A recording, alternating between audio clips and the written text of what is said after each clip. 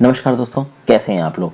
Organisation for petroleum exporting countries, ये जो OPEC है, इस ग्रुप के बारे में हम लोग यहाँ पे बात करेंगे। इसका इंट्रोडक्शन देखेंगे, इस ओपेक ग्रुप की हिस्ट्री देखेंगे, इसका मिशन क्या है, इसके मेंबर्स कौन कौन से इसका देखेंगे, ओपेक का सेक्रेटेरिएट, इसके फंक्शंस, ओपेक फंड क्या है, इसका क्या इम्पैक्ट पड़ा है, और फिर फाइनली ओपेक प्लस कंट्रीज। याद रखिएगा, ओपेक और ओपेक प्लस ये दो अलग अलग एंटिटीज़ हैं, इसके मेंबर्स अलग अलग हैं। तो इन सब चीज़ों के बारे में इस वीडियो में बात होगी। आगे बढ़ने से पहले वीडियो पर लाइक का बटन, अगर अब तक आपने इस चैनल को शेयर और सब्सक्राइब नहीं किया है तो कर लीजिए। तो ये जो organisation for petroleum exporting countries है, this is basically an inter governmental organisation of 13 Nations.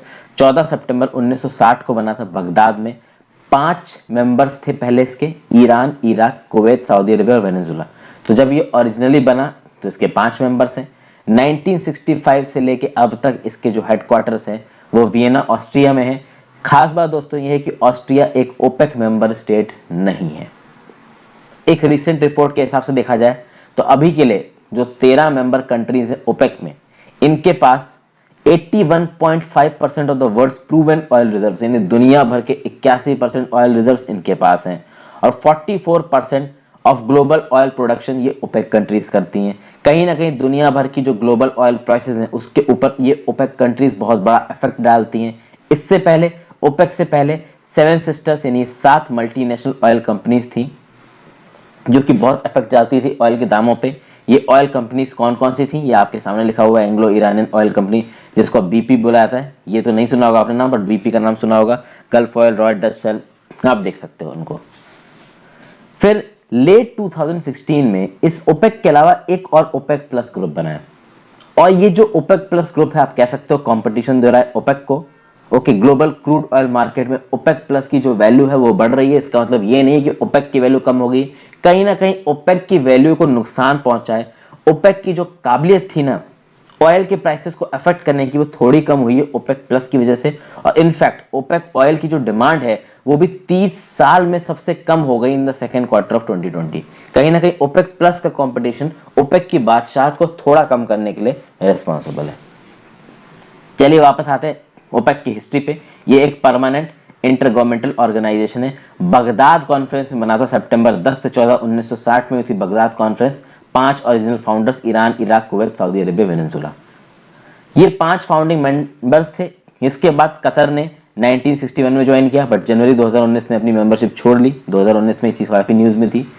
Indonesia ने 1962 में ज्वाइन किया, बट तो जनवरी 2009 में अपनी मेंबरशिप को सस्पेंड कर दिया। फिर से जनवरी 2016 में ज्वाइन किया, फिर से नवंबर 2016 में ओपेक को छोड़ दिया। लिबिया ने 1962 में ज्वाइन किया, यूएई ने 1967 में, अल्जीरिया 1969, नाइजीरिया 1971, इक्वेडर 1973। इन सब ने अपनी मेंबरशिप को दिसंबर 1992 में छोड़ दिया। अक्टूबर 2007 में फिर से मेंबरशिप ले ली, और फाइनली अपनी मेंबरशिप को फिर से हटा दिया 1 जनवरी 2020 को। अंगोला मेंबर बना 2007 में, गैबॉन मेंबर बना 1975 में। एक इंफॉर्मेशन शायद जल्दी जल्दी मैं गलत बोल गया हूं दोस्तों, ये इक्वेडर के लिए इंफॉर्मेशन थी कि अपनी मेंबरशिप को दिसंबर 1992 में छोड़ा, फिर अक्टूबर 2007 में फिर आया, फिर 1 जनवरी 2020 में डाला। ये इक्वेडर के लिए थी इंफॉर्मेशन। लिबिया, यूएई, अल्जीरिया और नाइजीरिया ये अभी भी आपके मेंबर हैं किसके, ओपेक के। तो गैबॉन 1975 की बात की जाए तो इसने अपनी मेंबरशिप को टर्मिनेट किया जनवरी 1995 में, फिर से ज्वाइन कर लिया जुलाई 2016 में। इक्वेटोरियल गिनी ने 2017 में ज्वाइन किया, कांगो ने 2018 में ज्वाइन किया। शुरुआत में 5 साल के लिए जो हेडक्वार्टर्स थे ओपेक के वो जेनेवा स्विट्जरलैंड में थे, बाद में शिफ्ट होके चले गए वियना ऑस्ट्रिया में। कब? 1 सितंबर 1965 से। तो ओवरऑल ओपेक के मेंबर कौन कौन से यहाँ लिखा हुआ है, Algeria, Angola, Equatorial Guinea, Gabon, Iran, Iraq, Kuwait, Libya, Nigeria, the Republic of Congo, Saudi Arabia de facto leader है इसका, फिर यूएई एंड वेनेजुला। ठीक है, फिर बात करें किस किस ने ओपेक की मेंबरशिप छोड़ी है, तो इक्वाडोर, इंडोनेशिया और कतर ने इसकी मेंबरशिप को छोड़ा है रिसेंटली। स्टेटेड मिशन क्या है ओपेक का, coordinate and unify the petroleum policies of its member countries and ensure the stabilization of oil markets in order to ensure an efficient economic and regular supply of petroleum to consumers, a steady income to producers and a fair return of capital for those investing in the petroleum industry। दुनिया भर में तेल की requirement है। देखिए, बिना तेल के ना गाड़ियां चल सकती हैं, बिना तेल के ना मशीनें चल सकती हैं। तेल की ज़रूरत तो है ही है, प्लास्टिक बनाने में तेल की ज़रूरत है, हर चीज़ में तेल की ज़रूरत है। तो जब तेल की जरूरत पड़ रही है तो भाई तेल के प्राइसेस इंपॉर्टेंट हो गए। इन प्राइसेस को इफेक्टिव रखा जा सके, ना ये प्राइसेस एक लिमिट से ऊपर जाएं, ना ये प्राइसेस एक लिमिट से नीचे जाएं। इसके लिए एक कार्टेल बनाया गया था ओपेक नाम का।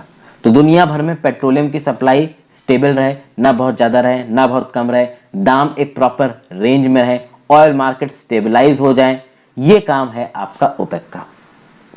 जो जो भी ऑयल मार्केट्स में पेट्रोकेमिकल एक्सप्लोरेशन में इन्वेस्टमेंट कर रहा है, उसकी इन्वेस्टमेंट बची रहे, उसको फेयर रिटर्न मिले, इन सब चीज़ों की कोशिश करता है ये ओपेक। ओपेक का जो सेक्रेटेरिएट है, basically this is the executive organ of OPEC countries. Vienna में इसका सेक्रेटेरिएट है और हेडक्वार्टर्स की तरह काम करता है with in accordance with the provisions of OPEC statute. Obviously बात है, ओपेक स्टैट्यूट में लिखा है कि ओपेक किस प्रकार से काम करेगा, और इस चीज़ में ओपेक का सेक्रेटेरिएट मदद करता है। सारे रेजोल्यूशंस जो कि ओपेक की कॉन्फ्रेंसेस में लिए जाते हैं, बोर्ड ऑफ गवर्नर्स जो ओपेक के डिसीजंस लेते हैं, उनको इम्प्लीमेंट करने का काम है सेक्रेटेरिएट का। सेक्रेटेरिएट को हेड कौन करता है? सेक्रेटरी जनरल हेड करता है, जो कि ओपेक का चीफ एग्जीक्यूटिव ऑफिसर है। उसको जो भी स्टाफ चाहिए वो मुहैया कराया जाता है। फिर ओपेक को चलाने के लिए office of the secretary general, the legal office, research division, support services division, ये सारे डिवीजन्स हैं। जो रिसर्च डिवीजन है उसमें डाटा सर्विसेज, पेट्रोलियम स्टडीज और एनर्जी सर्विसेज डिपार्टमेंट भी हैं। सपोर्ट सर्विस डिवीजन में public relation and information, finance and human resource and administration and IT service department है। अभी कौन कौन से सेक्टर में कौन कौन से डिपार्टमेंट हैं, देखिए यहाँ पे सेक्रेटेरिएट के अंदर अलग अलग ऑफिसेज हैं, जैसे office of secretary general, legal office, research division and support service division. Support service division के अंदर कुछ और डिपार्टमेंट है, रिसर्च के अंदर कुछ और, जैसे रिसर्च के अंदर मैंने बताया डाटा सर्विसेज, पेट्रोलियम स्टडीज और energy studies. Support service division के अंदर ये वाले। उसी तरीके से आपके office of the secretary general, legal office के अंदर कुछ और ऑफिसेज होंगे। अब इतना डिटेल में जाना जरूरी नहीं है, मैं कोशिश करता हूँ कि जब किसी एक ऑर्गेनाइजेशन को कवर करूँ उस हद तक आपको चीज़ें बता दूँ कि कहीं आपको और पढ़ने की जरूरत ही ना पड़े।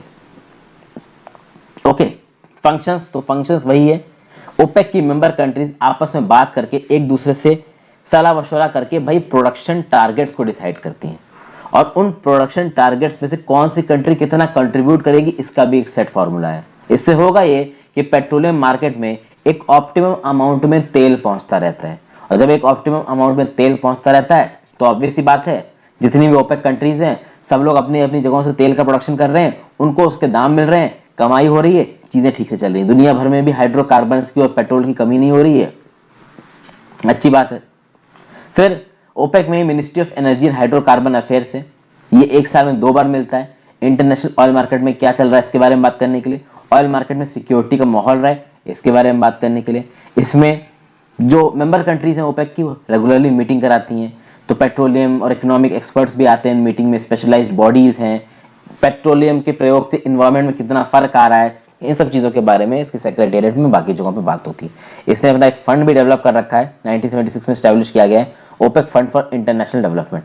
ये एक मल्टीलेटरल डेवलपमेंट फाइनेंशियल इंस्टीट्यूशन है, इसमें 12 मेंबर कंट्रीज हैं, Algeria, Ecuador, Gabon, Indonesia, Iran, Islamic Republic of Iran है ये, Iraq, Kuwait, Libya, Nigeria, Saudi Arabia, UAE and Venezuela. OPEC fund क्या करेगा? लोगों की लाइफ को बेहतर करेगा। कैसे? पब्लिक, प्राइवेट और ट्रेड सेक्टर की फाइनेंसेस देके। जरूरी नहीं है कि ये ओपेक केवल तेल या एनर्जी की फील्ड में काम करेगा, बाकी फील्डों में भी काम करता है, जैसे transportation, agriculture, water, sanitation, health and education. 135 country में ओपेक का फंड काम करता है, और ऑब्वियस सी बात है दोस्तों ओपेक का फंड तो काम करेगा ही। ओपेक कंट्रीज इन कंट्रीज में तेल बेच के बहुत पैसा कमाती है, तो कहीं ना कहीं थोड़ी बहुत चैरिटी तो करनी पड़ेगी ना, ये चैरिटी ओपेक फंड के थ्रू होती है। तो इस ओपेक फंड के थ्रू ये जो फाउंडिंग प्रिंसिपल है south south solidarity, south south solidarity यानी जो गरीब नेशंस है वो आपस में एक दूसरे की मदद करके अपने लोगों के हालात को अच्छा करने की कोशिश कर रहे हैं, इसको आप कह सकते हो साउथ साउथ सॉलिडारिटी। तो particularly OPEC Fund low income countries की मदद करता है डेवलपमेंटल लैंडस्केप को सुधारने के लिए, ठीक है। फिर by providing affordable development finance to countries and regions that often find funds difficult to secure, OPEC fund is helping to solve market challenges in a market supportive manner while promoting cooperation within among more vulnerable parts of the world। वही बोल बच्चन सारी चीज़ें हैं।